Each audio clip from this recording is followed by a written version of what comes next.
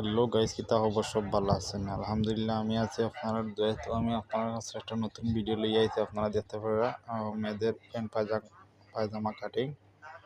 আর প্রথমে মূলত লাগবো 2.5 গজ কাপড়, 2 হাত ভরের কাপড়। তো আপনারা দেখতে পারা আমি কাপড়টা সাইড বাঞ্চ করলাম, তারপরে কাপড়টা ইস্ত্রি মারি বাঞ্চ করলাম। আপনারা সুন্দর করে দেখতে পারা। যারা নতুন আছেন আমার চ্যানেলে সাবস্ক্রাইব করবা আমারে, আর বেশি বেশি লাইক কমেন্ট করবা। আমি কিন্তু আপনারা সব সময় আপডেট কিছু দিমু। আর প্রথমে এরকম 2 ইঞ্চি বর্ডার রাখবো নিচের প্যান্ট পায়জামা।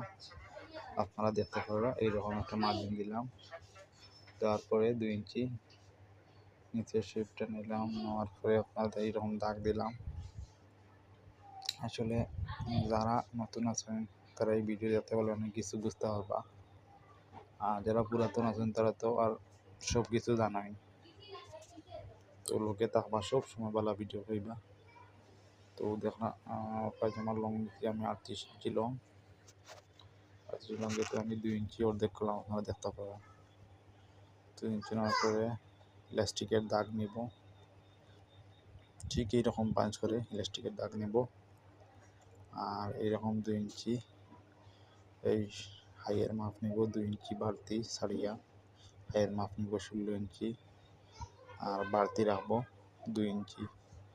এই 2 ইঞ্চির সাথে ডোবে আপনার 16 মধ্যে 2 ইঞ্চি বাদ দিলে এলাম ইলাস্টিকের।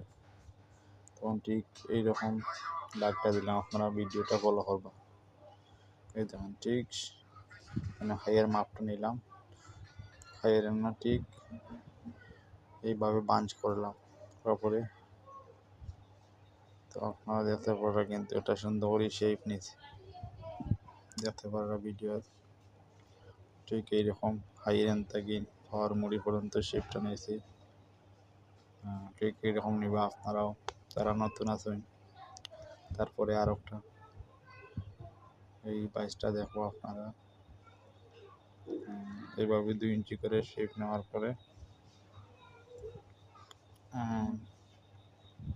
আপনারা দেখতে পারেন ঠিক এইরকম 4-5 কাপড় একসাথে করে নিচের প্যান্টের শেপটা নিলাম। যারা নতুন আছেন তারা অবশ্যই চ্যানেলটা সাবস্ক্রাইব করবা। আর আসলে কাটতে পারলে খুব সহজ, দেখতে পারবা ঠিক এইরকম খুব সুন্দর হয় বানানি পরে প্যান্ট পায়জামা। আসলে প্যান্ট পায়জামা হইতে ঠিক এরকম 2.5 গজ কাপড় লাগবে। আপনারা সাথে থাকবা, ভালো ভালো ভিডিও পাইবা। ওকে, আসসালামু আলাইকুম।